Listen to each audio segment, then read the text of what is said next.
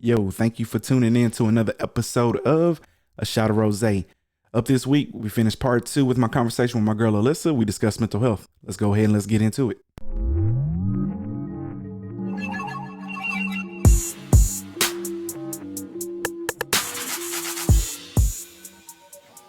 Yo, what's good?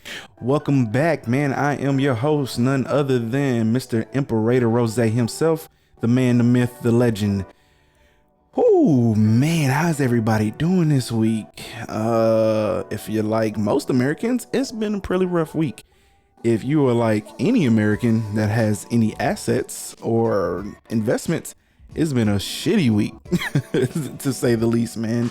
We got stocks plummeting, crypto plummeting, record inflation, record high gas prices. It is just an all around cornucopium of shit. Man, it sucks, man. Matter of fact, let me go ahead and pull this up here real quick just so you can see what my week has been like. Yeah, you see that negative $2,384? We're just gonna go ahead and say negative 2,400 down. That's what your boy week has been like. It's been a pretty rough week for your boy. So to say that I'm not in a good mood would be an understatement. But again, scared money don't make no money, baby. And in the great words of Warren Buffett, be greedy, be fearful when others are greedy, and be greedy when others are fearful. So in which case, this is the time to make that money. I ain't saying go blow your savings, but if you've been thinking about getting into any market other than real estate, don't get into real estate right now. But if you've been thinking about getting into any market, right now is the time to do it, because we may not see prices this good, or the stocks and crypto may not fall this low again, because what goes down must go back up. And that's the way of the world. Oh, okay. But it's it's funny that, saying boys will be having a tough week, because again, our conversation with Alyssa today is over, you guessed it, mental health. And it's a topic that is sort of still taboo among Black people. We're starting to get better. Definitely more people are definitely starting to understand the importance of mental health, but I still don't think we take it as seriously as we need to, because every time I hop on Instagram, Shade Room, one of these sites, man, they're posting something about some disturbance that was clearly dictated around mental health, and someone that didn't get the help that they need, and they wound up doing something foolish. And when I say foolish, I mean fucked up, to be honest with you. This weekend, I seen 2 posts for sure where 2 young ladies were killed, and it's just devastating, because obviously it's clearly signs that the brothers that did that shit have mental health issues, and we don't know what kind of help or what might have transpired had they got the help that they need. So make sure that, once you listen to this conversation, hear her journey. You know what I'm saying? I haven't started my journey. We'll come back and we'll talk a little bit more about that, but listen to her journey, how it's helped her, and think about the fact that, like, yo, this may be something I really need to look into. So I'm not going to take up any more of your time. Go ahead. We'll get into the interview. And then once that's over, we'll come back and I'll give you my final thoughts. All right, let's go. Now let's switch gears here. Okay. Now let's get into mental health. Okay, let's go. Now, your entire podcast, well, not entire podcast, but you know, both podcasts that you started, has been dedicated to that. Yep. Okay, so walk me through your journey with mental health. And you've been going to therapy, right? Yep. How has that been for you? So therapy has been really good. So I've been in there for over a year now. Okay, for over a year. Okay. How did I get there? Yeah. I would say, so I had tried to go to therapy 3 or 4 times. Before. Like, it was just a fail. Oh, okay. Wow. One, the therapist, I just didn't like her. A second so you actually went to the, oh, okay. In person. I went in person. Now I go virtually. Okay. The second lady, I just felt like I needed a Black woman. Yeah. And then the third that shit one, matters. It does matter. It matters, man. You want someone that I'm pretty sure all therapists are good in their own right. No disrespect, but you want somebody that culturally understands like where you're coming from. Exactly. Okay. Yeah. And then the third, I didn't even get to make it there because I felt like the office was unprofessional, so I kind of walked out. Oh damn. And dipped. Okay. And so after that, I didn't seek therapy for like at least another 2 or 3 years. And so when the pandemic popped off, I felt like I was going crazy. Like all my emotions was hitting me at once. And I felt like I was draining my family and my friends with the things that I had on my mind. I felt like it was very heavy. Was venting to them about it. Yeah. Okay, gotcha. It was dumping on them. Okay. And so I was like, you know what? I started talking about it on social media, like therapy and so this girl shared with me where she was going for therapy, a friend of a friend. Yeah. And I'm like, okay, thank you. And I tried it out and I've been going ever since. Okay. All right. So in the beginning, was it difficult for you to open up? It felt a little strange, but I'm naturally an open person. So I was like, let me just keep doing it. It feels weird, but I'm going to get somewhere. Like this is ultimately going to help me on the inside. So I just kept pushing through, but it did feel a little weird. In the beginning. I've always, it's hard to talk about sometimes, right? Because it's not that I don't think that I need therapy. It's just like, to me, at best, I feel like therapy for sure should be something maybe regularly because one, I believe in preventative maintenance, right? Yeah. So if you already have the blocks in place for the foundation, then when shit does happen, it may be easier to deal with. Yep. But it's not that I don't think I have I need to go seek therapy, but recently I had issues where like now I know that like, yo, I need to get to somebody, I need to talk because recently I quit my job. I was working at AutoZone. Okay. And I had this district manager, Melissa Jimenez. Shout out to her. She's the greatest ever. What up? She was dope. Like, and she would tell me all the time, like, you're gonna be a future district manager. You know what I'm saying? She would have me going to different stores to help fix them up, like all this, right? Like she really believed in me. Yeah. And it got to it. And then eventually, you know, I realized I wasn't making enough money. The job got to me, right? And I was just all like, I can't do this anymore. So I looked for a new job. It took me forever, right? I'm talking about, I was looking for like over a year and a half. Finally found a perfect opportunity because one, I know I said in the beginning that I would have left just for like a better schedule, but truthfully, I wanted to check all the boxes because I knew my future there was great. So I didn't want to leave unless I was making more money, was working less hours, and had weekends off to be with the family. So I finally got a job, finally got the offer that checked all three boxes. Only last thing, you know, you can't check until you get there is it has great management because for how tough that job was, the district managers, all of mine were great. Melissa was the one I had the longest, but they were all great. They all were really supportive. So then I got my offer letter and I knew I had to call my district manager and tell her that I was quitting. And that shit was really hard. Yeah. And that is a tough conversation. Yeah. And you start sweating under your armpits and shit. Not just even that, but I broke down because and I was talking to Trish. I called Trish because she's always my rock. Yeah. And I was telling her, like I was crying because she was all like, baby, I know, you know what I'm saying, this is difficult for you. But because I called, I was like, I'm making the right decision. And this was after I'd already told Melissa, right? And I knew that I needed to call her and not tell her in person because I didn't want to, if I'd have saw her, I'd have broke down.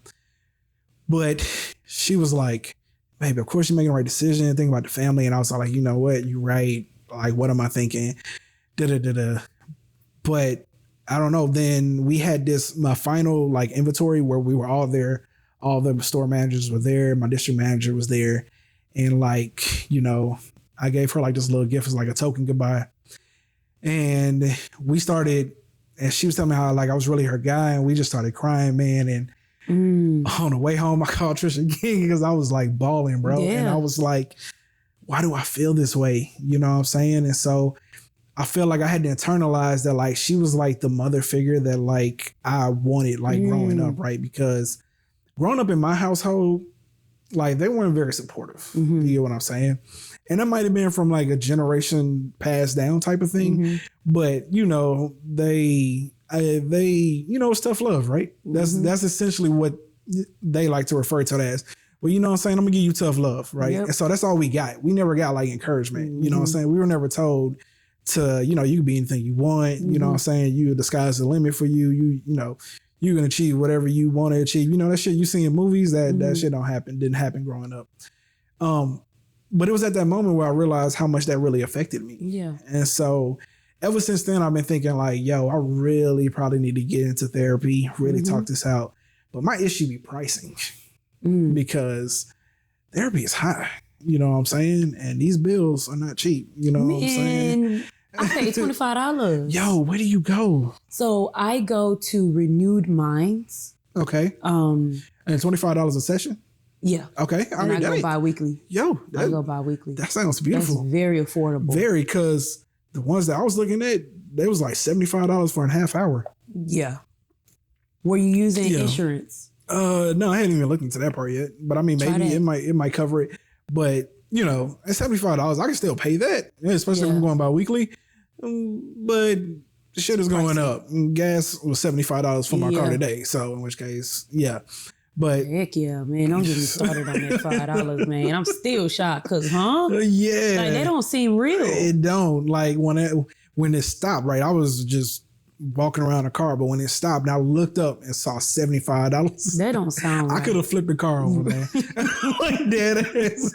I could have flipped. That don't sound right. I could have flipped the car over. That alone is the reason I need to go to therapy. For real. Like, cause I'm like, man, I don't remember ever being like this. Man. Ever. You really pay attention to your groceries? The grocery bills went up too. Bro, like, oh my God. I'm like, wait, why everything gotta be high when we get older? You know what I'm saying? Why we couldn't have the cheap stuff? Man, we struggling out here, though. Right. Yeah. Man. But, yeah, getting back to it though, it's like I said, growing up, I didn't, I always felt like I was fine. Another reason why I didn't think I needed therapy was because I didn't think my life was as hard as other people, right? To a certain extent, you could say that I felt like my struggle wasn't like other people's struggle. You know, like those people definitely need to go seek therapy because they grew up in abusive households, different things like that. But me, sure, my parents weren't the greatest. Stepdad, mom, they weren't bad either. You know what I'm saying? And, they struggled probably with their own things that they wanted to change from when they grow up. Cause that's how every generation works. Yep. You want to be able to give your children and be the kind of parent that maybe you just didn't have or give them things give them things you didn't have and also be encouraging and there for them in a way that they weren't there for you. But yeah, it was hard. And so I was like, finally I got through it and I started my new job and everything's been good since. But like ever since then I've been thinking like, yo, I really need to like. It might be time. Yeah. Especially since you came to, that's a major realization to be like, you know what? My wife took over a mom role. That's powerful. Yeah. Kudos to you. Some people may not have ever come to that conclusion. And because even like with this podcasting, like all that, like I'd be like, yo, baby, I got this idea. She was like, go for it. Like, you know what I'm saying? She allowed me to do all this, because also, by the way, like I started my LLC. Yeah. So like, so like all of this is, thank you. All of this is proprietary and owned by Captain Clutch Media Group. Hey. You know what I'm saying? Yeah. Don't play with him. So yeah, we official out here, baby. Right? And so it's through these realization. I'm all like, so I got my wife, but Melissa was like a mother figure for me. My wife is my rock. It's like, yo, another big reason why I kind of been scared is because I know my therapist is gonna want me to talk to my mom about it, and it's like, I've tried. The crazy thing is like I've tried talking to her before about certain things, but she's not ready. She ain't ready. Oh my God, bro! It's like, to me, that's the biggest struggle when it comes to like therapy and dealing with issues is I don't know if the generation before us wants to hear, saying what we have to say, because I know it's going to come across as like you being a bad parent. And that's not necessarily the case, but it's just my experience. Here's how I felt, right? And again, growing up, they didn't care how we felt. No. You know what I'm saying? Like what I say goes. Yeah, what they said goes, and that's how shit is. And that's how it's going to be till you get up out of my house. You know what I'm saying? Survival mode. Yeah. Operating on survival mode. Yeah, it's crazy because it just think about that logically though. Like here you have a child who has feelings, you know what I'm saying? And then also being a boy, right? Like I was told, you know what I'm saying? Like you shouldn't be crying, you know what I'm saying? You shouldn't have emotions. Which is the worst thing to say. And that's a whole other level, listening to like Charlamagne talk about it and like other influential people in the community talk about how like they have had to really let that go. And me, ultimately, I ain't gonna say I'm a crier per se, but I've also never been too emotionally withdrawn though, because that's good. Like, and I think that's why me and Trish work to a certain extent, because a lot of men, that's their coping mechanism, right? Like, oh, well, I don't care about how she feel, although, you know, other than anger, right? Because that's the only expression that we can have, you know what I'm saying, being upset. You know, they just mute, you know what I'm saying? Nothing bothers them. When in reality, shit bothers us, bro. Exactly. Like, we get embarrassed. Like, we have anxiety. You get sad. We get sad. Right. Like, shit happens, bro. And as a man, I know that I need to work on that. But ultimately, I think that's like the biggest thing keeping me from actually moving forward with therapy is because now it's all like, do I even address it at this point in life? You know, and I mean, if it's on your mind, if it's going to help you be a better person, be a better dad, be a better husband, take the leap. I mean, why not? I could share with you my therapy journey. Yeah. So in my therapy journey, of course, we talked about the family dynamics, but we really had to dive into mine because my childhood background was a little bit rough, more rough than my friends. Okay. To the point where it's like they can't relate to it. And I'm not mad at them about that.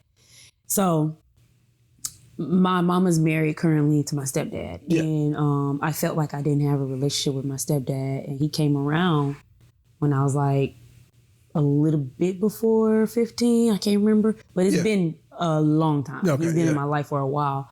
And so one of the goals in therapy was to like talk to him more, you know, open up more. Yeah.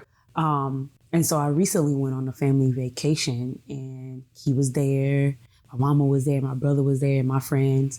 And it was beautiful because I got to see him open up. I got to see him talk a little bit more. Okay. Even because he's naturally a quiet man. But you don't understand that when you're a teenager. You'd be like, oh my God, why doesn't he talk to me? Yeah. But now that I'm an adult, that's just who he is as a person. He's just a quiet dude. Yeah, introvert. He's an introvert. Yeah. But a teenager don't know what an introvert is. We don't understand that. Yeah. Especially if you're a social person. Right. Yeah. And I've always been the social. Well, no. I became a little bit more social as I got older. Yeah, yeah. But I started as an introvert. Oh, okay. But I still wanted him to talk to me because my mama talked to me. You live in the same house. We live in the same damn house. Exactly. So like going on vacation really helped us like bond and like really just build this connection that I really liked. But, and I've never said this publicly, he's having issues with his own daughter. And so I kind of felt bad because it's like, I don't want to seem as if I'm bragging about this relationship or newfound relationship with her dad when she's struggling to have one. But at the same time, I've been putting in the work on my own, in my own therapy sessions, you know? Yeah. It's like, I don't want to like broadcast it to the world, but I've been doing the work. Yeah. You know, so it's been a long time coming. And that's honestly the first step, right? I mean, at least taking the initiative and trying to build those connections, because not to your point, my stepdad wasn't a quiet person. Matter of fact, if I had to, but like he was probably the class clown. Like that's probably like who he was.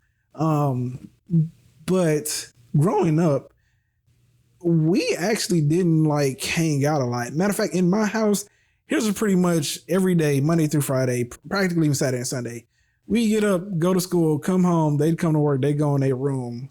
Oh. One of us will cook dinner. You know what I'm saying? We might eat at the table. Oh, yeah, we definitely ate at the table because we weren't allowed to eat in the living room. And we watch the TV. We clean up, we go to sleep. They be in their room the whole time. You know what I'm saying? It's like just nothing. Yeah. Like no bonding. Shit, my finger cramping up. Uh-oh. Okay. Yeah. Not the carpal tunnel. Not the carpal tunnel.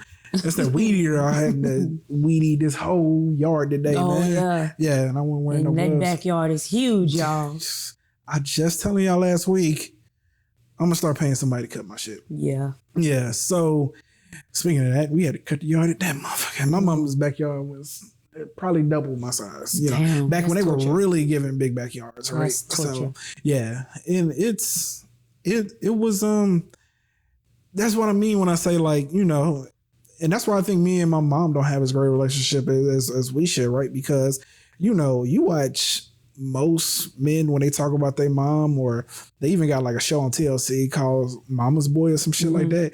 You know, it's these men, and, you know, most people talk about their mom, you know, their mom is their whole world, you know what I'm saying? Like, say they're like everything. And like, again, like my mom wasn't bad. Like, okay, like she wasn't abusive. Yeah. She didn't, you know what I'm saying, like necessarily so much like talk bad to us, but she allowed my stepdad to, you know. And so it's one of those things where, you know, we never really got to build those connections when we were younger because we didn't spend a lot of time together. Even though we lived in the same house, they would come home from work, right? Like they wouldn't be out in the living room watching TV with us, you know.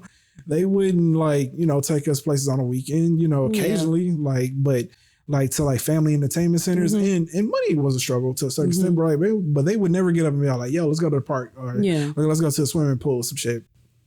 So growing up with them, it was really difficult. Now looking back on it, because I realized that one of the reasons as to why me and my mom don't have such a great relationship, looking back now, is because, you know, she and my stepdad, they didn't really spend a lot of time with us. I literally had to think about it. Like I was like, they ain't build nothing. I forgot why, but I was talking with someone and I was all like, bro, they really ain't kicking with us like that. Like, you know, maybe that person. That's why you ain't close. Yeah, they were in their own little world in their little room, you know, and they had like 2 recliner chairs in there too with like king size bed. So really, they never had to leave. They even had a refrigerator in that joke. Oh damn!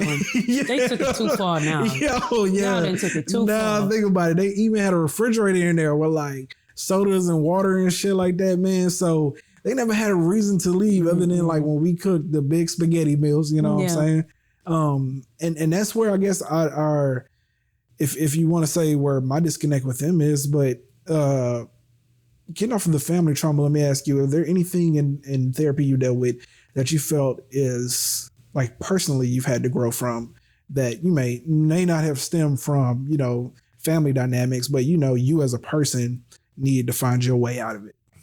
That's a really good question. Let me think right quick. I know one of the things that I am working through is like speaking up for myself. Okay. And you did say aside from family trauma, but that stems from. Okay, well, if it stems from that though, but you know, outside of working on just, you know, the family issues, what personally you I can't think off the top of my head. Okay. I'm trying to think. Speaking up, confidence. Those are my top 2 that you're working on in therapy. Gotcha. Same thing with me, right? Because like I said, you know, with the content creation, putting yourself out there, it's been a really scary journey, right? And I've always admired people who just get out here and just do their thing. You know what I'm saying? Because, you know, it's like you're allowing the world to see you for who you really are. If they're being authentic and vulnerable, right? Because me, like, I'm just going to be who I am. You know what I'm saying? Like, even with starting this pod, even on like my other pod, Stop the Foolishness, you know, that pod is specifically dedicated to joking, playing around. But at the same time, when we do feel a story is necessary to hit on it heavily, like I keep it a buck, you know what I'm saying? So one of the things that like I've recognized and I'm still kind of working on is I used to be very argumentative, you know what I'm saying? Same. Like debating, and I don't know, maybe I've just been self-diagnosing too much, but I do think that I do think I used to be really bad, and I'm much better now, but I used to think that I used to be that way because to a certain extent, I felt like I underachieved in life. And, you know, that sounds crazy saying where I'm at, but like, I know I was usually one of the smartest kids in the class, right? And so I see like, that goes back to looking at other people. I see like other people who like now they, you know what I'm saying, they got masters and PhDs and you know, they doing who's in their ear. Yeah. They probably had someone pushing them. Exactly. Or they just naturally was motivated. And I don't know. And that's another thing, right? Because self-motivation is a big factor. It is. But I think, and it's funny because I'm now bringing it back to the family trauma. And it's not making excuses, but I don't know who I could have been had I had someone there that like truly, you know, you do anything, you know. My Marie was kind of that person, but she wasn't there around enough, you know what I'm saying, for me to hear it. And I've really opened up to my Marie about it. But yeah, my Marie's always been the really encouraging one in the family. So, you know, shout out to my Marie. You know, realist. Yeah. But yeah, I think back now, like that's kind of my own personal journey that I need to talk with. And I never felt like a failure, but at times I have thought about like, man, like I could have had, you know, if I could go back, you know, And that's kind of like reason why I kind of started my pod, right? Yep. Like I know that I have so much more that I can do, you know, and bring awareness to certain things. But that shit is difficult, man. Yeah, I feel like the more you're speaking, I feel like you speak it to my soul because I feel the same. Yeah. I'd be like, man, like I could have did way more than this. Like, Bro, I man. mean, like, I think God left one thing out of me, and that's patience. like, because Trish would tell you, like, let's take this camera, right? Like, like one place had it where I could have got it for like $30 cheaper for like out of the way like 3 more days. I went and bought it from somewhere else. I got it 3 days earlier. Like I just do not have patience for waiting on shit. Like and I'm kind of impulsive, you know what I'm saying? Like I get up, you know, once I set my mind to something, I'm doing that shit, you know, and not even thinking it through, you know. And then like this is actually the second camera that I've gotten because the first one I bought it wasn't what I needed it to be. Had to go back and get another camera. So yeah, it's those things like that I think about when I think about, you know, mental health and like where I want it to go and how I want it to be. I think, and I'll talk to people like you that's going through it. I got another friend and my stepsister, she's going to therapy. And, you know, I listen to how they talk, my cousin, and they talk about how like, you know, it's helped them, you know. For sure. And I've known some people where they were rough. They were rough. And like, you can tell the difference in their personality and how they are. And it's a beautiful thing. And I know that like, I need to sit down, I need to talk to someone, but again, I just go back to, man, like, I know they're going to want me to talk to my mom. It's about challenging yourself. It's uncomfortable. I'm not going to lie. I might just go ahead and do that. And what makes it uncomfortable for me in particular is because she don't want to talk about it. Like, I'm ready, to a certain extent, I'm kind of just ready to get it over with. Yeah. But then at times I feel like I'm lying to myself. Like, do I really want to have this conversation? Because there's been some issues between, you know, her and my brothers. And it's like, if you would just listen to what we have to say so we can just get this shit out, we can move past it. But, you know, it's still a journey, you know, and definitely. And hopefully next time we talk, I can definitely give an update where maybe I have gone to therapy. Yes. Now, what was again for the people that might also be looking for therapy? Renewed minds. Renewed minds. Okay, cool. Do you get to pick your own therapist? So my therapist started her own practice. Okay. So I was originally at Right Mentality. Okay. And yes, you can pick your own if they're available. Right Mentality, like the website? It's a website? Yeah. Okay. So I was originally at Right Mentality. And so my therapist was like, I'm starting my own practice. Do you want to come? Or you can choose to stay here. Yeah. So I was like, girl, I'm coming. What you mean? Yeah. And so I've been there ever since she started. She started it maybe a few months ago. It's new. It's a new practice. All right. So it's only her there. Okay. All right. Okay, cool. Yeah. So, you know, that's now my final question is when it comes to like your journey, right? Do you feel like this is something that you'll do like continuously every 2 weeks forever? Or do you feel like, you know, I think I'm pretty good with coping with what I'm dealing with. I'm good for now. And then if you feel like you need to come back, then you'll go back. That's a great question because I've been thinking about that. I'm like, as of right now, I'll do it for a while. Yeah. I don't know about forever. Like recently my therapist had an emergency. And so we hadn't met for like damn near a month. And I was like, you know what? If we don't meet again, I'm cool. Like I feel good. But I don't know. Yeah. I would kind of miss her. But then she emailed me. So I was like, bet she missed me.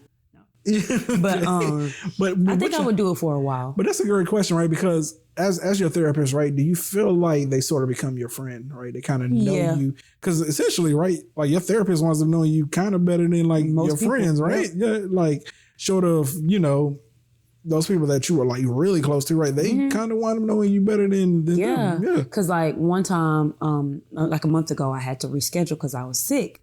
And she was like, oh, no, it's no problem. You one of my OGs. Like, go ahead. Yeah. And so now when we have a session, because I just had a session on Friday, in the beginning, whenever I would laugh or joke, because that was my coping mechanism, or still is, she would jot down notes. Now she'd be laughing with me. I'm like, girl. Okay. So when shit get uncomfortable, you laugh about it. Yeah. Sometimes, yeah. It depends on the what the situation. subject Yeah. is. Okay, gotcha. But I'm just naturally silly. Yeah. So Okay. she gonna laugh regardless. Okay. Yeah. All right. That's dope, man. I like when people talk about the hell with mental journey, I ain't want people to clown people because again, back with with the generation before us. Oh yeah, a lot of people talk shit. They think mental health is only for crazy people. Yep. People like schizophrenia and shit. Yep. Like, no, we got problems and we need to talk about this. And shit. I'm pretty open about it. I talk about it on all of my social media. Yeah. And people hit me up and ask me questions all the time. So I'm reaching somebody. Yeah, oh, most definitely, because like it's people that want help. Yep. You know what I'm saying? But a lot of times, you know, like people like me, you know, and other folks, they haven't had that necessary push to go ahead and like reach out and reach out gotta into take that. the lead. And you got to, because I It's know scary. that it can be, right. And I don't know so much. I don't know so much if it's that I just want to make sure I find the right doctor too. So that's like another big fear of mine. That takes time. And that's the part that, remember, I ain't got no patience, right? That turns people off. Yeah, that's my thing, right? Because I'm all like, I don't want to pay for this session, find this doctor. And, you know, I think I might be a prime candidate for like dating now. Yeah. You know what I'm saying? I can just go ahead and divorce, you know, start dating. Because now, you know, I'm perfectly set up for it. I don't feel like dating. I just, you know, do what I do. And But yeah, speaking of that, a lot of you niggas need therapy. Man. Hell yeah. Y'all throw it off. Did a motherfucker, goddamn. A lot of y'all need therapy, dog. Y'all gotta. They don't realize it. Yeah, it's hard to see, right? Because especially like if you've never thought about or really put together like how you react and stuff like that. Because I know plenty of people as well that I mean, you gonna get me all the time, and you know I'll say it I'll say shit how it is, and they be like, I don't care. You know, you can't always care about what people think about you. No, you're not supposed to care what people think about you when it comes to like your interests and you know things like that. If somebody thinks you're an asshole, you need to care about that. If a lot of people think you're an asshole, then you definitely need to talk about that. And you know, so that's a and again that goes back to people not thinking therapy is only for people who are crazy, right? Like a lot of them narcissistic people, and that's another thing. I feel like we throw around narcissist too much. I think people just learned that word recently. And just fell in love with it, right? I don't think y'all really know what that means like, for real. I forgot who they labeled a narcissist the other day, and I was like, I don't know about that one. But okay. All right. You know, y'all can do what y'all do. Because, you know, you hear like, oh, it's giving narcissist vibes or narcissist and toxic. It's like, toxic. Oh, that's their other favorite word. Goodness gracious. Like, people having issues in their relationship don't make it toxic. Right. You know what I'm saying? Conflict. Like it's some of it. Normal interpersonal issues that people have, you know. See, you get it. You got some sense. It's because I have a functional marriage, you know what I'm saying? And so when I see and healthy, but when I see like other shit that people be dealing with and like they be taking it to the extreme, I always tell them, I be like, you kind of bugging, bro. But also, I'm actually the person where I always don't think shit is as bad as people want to make it seem. Yeah. And so, the toxic and narcissist, we really gotta remove these words, okay? Someone being a bad boyfriend or bad girlfriend doesn't make them toxic. Yeah. That Amber Heard and Johnny Depp shit, that was toxic. So I didn't follow it. Oh my god! Because I just was like, no, I just heard. Like giving my I didn't watch it, but I just heard bits and pieces. But essentially, I was over it when the clip about her shitting in his bed. Somebody said that on Twitter. Oh my god! Yeah, I'm like, what the heck? Yeah, she like shitting in his bed, and like he like came back from like a shoot or whatever, and like she took like a full dump like in his bed, and they had like all this audio of her like making fun of him and calling him not a man, and who you gonna go cry to, and like all this other shit. He was abusive. And he was definitely bad too, right? Okay. Now, as far as abusive, I don't know about that because he won the defamation lawsuit. I saw that. In which case, but yeah, they and I saw the clip with the lawyers who basically said that the reason why she ultimately lost it, or at least they felt like, because it was Johnny Depp's lawyers, they said that she didn't want to take accountability for anything. You know what I'm saying? Like she was just in there trying to make a scene. People do not take accountability. Oh yeah, it's almost like, and yes, holding yourself accountable does hurt. Mm-hmm. Yeah. But you gotta try, dude. Especially if this is with people you love. Oh yeah. With people you love, like why not go the extra mile? I think I do from this standpoint. I think it's easier for at least in our community because you're getting dispatched with family. Yeah. And then the next gathering, shit is what it is. Yeah. I never talk about that spat. Yes. So it's kind of a thing that we've learned to just throw away, push it up under the rug, until someone blows up. Exactly. And that's how we are in relationships too, when you think about it, right? Mm-hmm. Like we just like, and then, whatever. Next thing you know, boom, shit explodes. You brought up some shit from 2002. You know what I'm saying? That's how we are, man. And so it's like, and to a certain extent, I'm also like this as well. I do think that certain things are important to certain people. Yeah. But you also can't be the type of person that everything can't be a conversation. Yeah. You see what I'm saying? Like, I get it. Like, I'm saying if it's something meaningful and we truly need to discuss it, then by all means, let's sit down, let's talk it out. Let's really get into the deep part of it. But like every time we have an issue, we can't have a communication. You know what I'm saying? Like we can't always have long, lengthy, drawn out conversations behind certain things. Cause I'm a simple person, right? Yeah. But also Trish don't have a lot of problems with me because if Trish tell me not to do something or tell me something once, like I just don't do that shit no more. Yeah. You know what I'm saying? So what doesn't require a conversation? Because I'm still trying to figure out the balance. All right. So in which case, let's say, for example, what I mean by that is that some things usually have to charge to the game and it's part of their personality. Okay, in which case, and when you're dating or you're talking or you have family and friends, you have to accept that that's something that will never change. Yeah. So in which case, right. If you marry someone or you're talking to someone and that person is a jokester, you know what I'm saying? You may be able to outline certain aspects that you don't want them to joke about, but they're always going to joke. Yeah. And every time I tell a joke, you can't sit me down and talk to me about that joking. Makes sense. You see what I'm saying? Yeah. So not anything specific, but it's like, I feel like there's a point where you charge it to the game. This is who that person is. And then you accept it or not. You either accept it or you move on. Yeah. Yeah. Because in the early stages of me and Trish talking, and we'd meet with like couples and friends. It'd be people together and they'd be bickering and fighting. And it's like, but that's who he is though. Right. Like that's who she is though. Like, and it's crazy because a specific couple, he crack a joke and then she get upset. Now they both arguing. And it's like, well, he a joker and that she gonna take that shit seriously. Right. So I don't know if this is really gonna work or not, but one of y'all gotta accept the fact that the other person is like that. And it's, I don't know how you work out who bends to who, but that's where compromise comes in, right? And that's where we go back to doing the work and dating and figuring out whether or not this is really gonna last. And that could be the Michael B. Jordan, Lori Harvey situation. What if he, the type to put shaving cream on her face at 8 o'clock in the morning and she's still asleep. Or somebody dirty or, you just never know. Like, it's little things like that you don't think about, but that shit may get annoying. Or someone's anal. Super anal. Yeah, right? And speaking of that, I was watching 90 Day Fiance, and it's this dude that like, he brings it up because he's actually like that. Like, she set him down and she was all like, every time something happens, like, you want to sit down and give me a lecture. Like, I don't always need a lecture. Right. You know what I'm saying?